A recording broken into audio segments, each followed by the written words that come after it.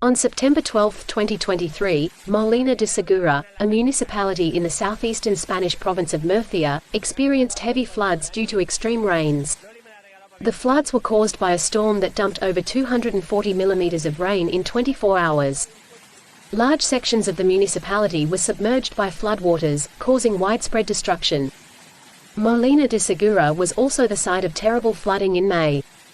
In addition to the floods, a strong hailstorm surprised the residents of Murcia and districts, including Molina de Segura, on September 12, 2023.